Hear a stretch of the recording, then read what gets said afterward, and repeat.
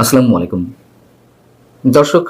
খুবই গুরুত্বপূর্ণ একটি সংবাদের কারণে এত রাতে আপনাদের সামনে হাজির হতে হলো।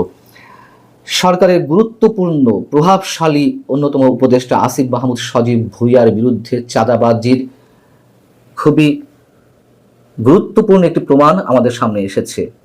আমরা এতদিন জেনে এসেছি এনসিপির অনেক শীর্ষ নেতা, কোনো শীর্ষ নেতা সরাসরি চাঁদাবাজিতে অভিযোগ কিংবা তাদের বিরুদ্ধে তদবির বাণিজ্য, নিয়োগ বাণিজ্য, দখল বাণিজ্য ইত্যাদি ইত্যাদি অনেক অভিযোগ আমাদের সামনে এসেছে। কোনোটার অবশ্যই প্রমাণও মিলেছে।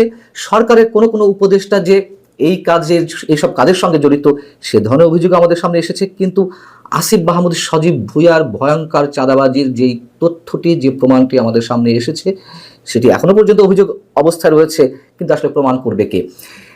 বিষয়টি হচ্ছে যে গত কয়েকদিন আগে গুলশানে আওয়ামী লীগের সাবেক এমপি শাম্মী আহমেদের বাসায় যে কোটি টাকা চাঁদাবাজির ঘটনায় বেশ কয়েকজন আটক হলেন, তাদের একজন একটি ভিডিও আমাদের সামনে পাঠিয়েছেন এবং ধারণা করা হচ্ছে এই যে জানিয়া আলম অপু, যিনি ভিডিওতে স্বীকারোক্তিমূলক জবানবন্দি দিচ্ছেন, তিনি হয়তো আটক হওয়ার আগেই ৩৫ মিনিটের দীর্ঘ এই ভিডিওটি কারোর সামনে দিয়ে গিয়েছিলেন।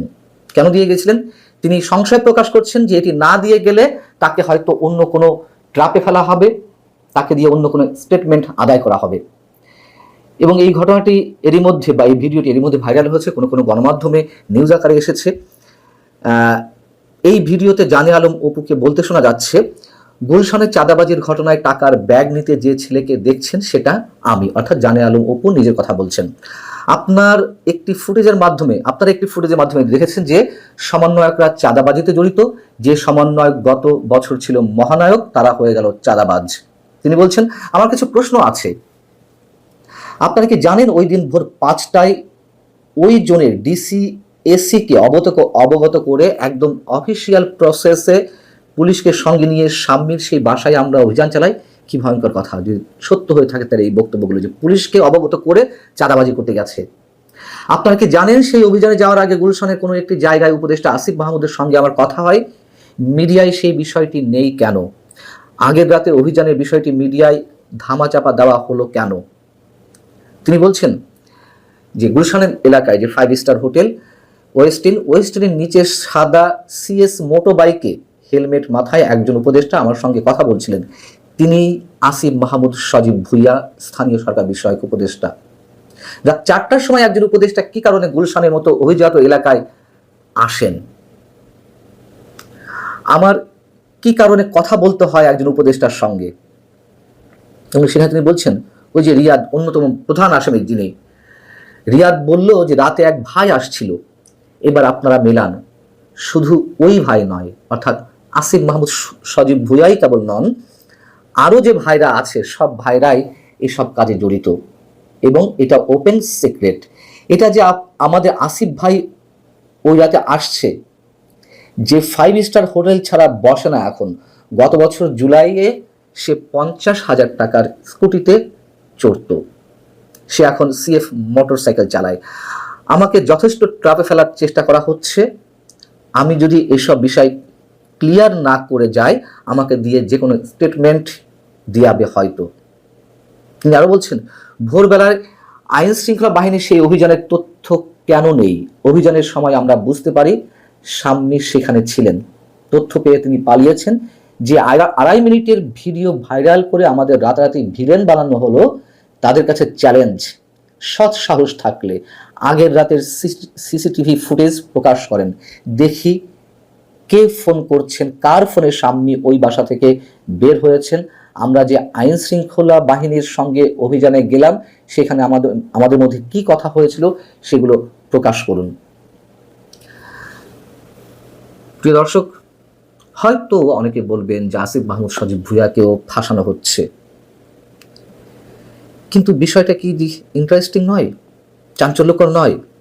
এই যে 35 মিনিটের ভিডিও, জানে আলম অপু তো এখন আটক অবস্থায়, এবং এটি নিশ্চিত মোটামুটি যে তিনি আটক হওয়ার আগে এই স্টেটমেন্ট দিয়ে একটি ভিডিও করে গেছেন, যেটি এখন ভাইরাল হয়েছে। আসিফ মাহমুদ সজীব ভুঁইয়া সরকারের খুবই প্রভাবশালী একজন উপদেষ্টা, ছাত্র প্রতিনিধি হিসেবে যিনি সরকারে জয়েন করেছেন। তার বিরুদ্ধে অসংখ্য অভিযোগ আমি একটু আগেও যে ভিডিওটি তার সম্বন্ধে দিয়েছি, তিনি নির্বাচনী ঘোষণা দিয়েছেন, তিনি প্রার্থী হবেন, কোন দল থেকে প্রার্থী হবেন সেটি যদিও পরিষ্কার করেননি। কিন্তু পুরো কথা হচ্ছে যে সরকারি উপদেষ্টা পদে থেকে তিনি বলছেন নির্বাচনে লড়বেন, সেই ব্যক্তি এখনো পর্যন্ত কেন, কিভাবে এখনো মন্ত্রী পদমর্যাদায় উপদেষ্টা পদে থেকে যান? এবং নানান ধরনের অভিযোগ তো আমাদের সামনে আসছে এনসিপির শীর্ষ নেতাদের সম্পর্কে, যেগুলো সত্যতাও পাওয়া যাচ্ছে এবং কোনো কোনো ক্ষেত্রে তারা শোকজ করছেন। কখন করছেন? যখন অভিযোগগুলো ভাইরাল আকারে ছড়াচ্ছে, শুধু অভিযোগ নয়, তথ্য প্রমাণ সহ, তখন তাদেরকে শোকজ করা হচ্ছে। এর আগে তো কারোর বিরুদ্ধে কোনো শোকজ করা হচ্ছে না, বা আমরা অনেক কিছুই জানি না যে কে কোত্থেকে কিভাবে অঢেল সম্পদ অর্জন করছেন। এগুলো আস্তে আস্তে সব বের হবে। এবং জানে আলম অপু আরেকটি গুরুত্বপূর্ণ তথ্য দিয়েছেন, মানে অনেকে যখন আটক হয়েছে তখন পর্যন্ত সম্ভবত তিনি আটক হননি। এর মধ্যে প্রথম পর্যায়ে যারা আটক হয়েছেন তাদের কাউকে 10 দিনের রিমান্ডে নেওয়া হয়েছিল।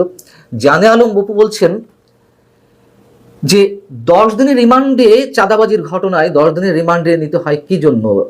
কোনো আসামিকে তিনি কি হত্যা করেছেন, হত্যা মামলার আসামি? কথাটি খুবই যুক্তিসঙ্গত। এবং তিনি ব্যাখ্যা দেওয়ার চেষ্টা করছেন এজন্যই 10 দিনের রিমান্ডে নেওয়া হয়েছে, অন্য ধরনের স্ক্রিপ্ট তৈরি করা হবে, সেই স্ক্রিপ্ট অনুযায়ী সংশ্লিষ্ট আসামিদের মুখ থেকে বক্তব্য বের করা হবে, এ কারণেই 10 দিনের রিমান্ড। এর বাইরে কেন এত দিনের রিমান্ডে নিতে হবে? এবং ওই ভিডিওর সঙ্গে একটি সিসি ক্যামেরা ফুটেজে যুক্ত করা হয়েছে, যেখানে তিনি দাবি করছিলেন যে আসিফ মাহমুদ সজীব ভুঁইয়া একটি মোটরসাইকেলে এসে তার সঙ্গে কথা বলছেন এবং হেলমেট মাথায় দিয়ে। সেই সিসিটিভির ফুটেজও এর সঙ্গে যুক্ত করা হয়েছে। আমরা হয়তো এর সত্যতা প্রকাশ্যে পাবো না, অনেক কিছুই তো আমাদের সামনে গোপন থেকে যায়, এটি হয়তো গোপন থেকে যাবে। তবে যে অভিযোগগুলো জানে আলম অপু করেছেন, খুব কি অস্বাভাবিক কাল্পনিক কোনো তথ্য আমাদের সামনে তুলে ধরেছেন? ভালো থাকুন সবাই, আল্লাহ হাফেজ।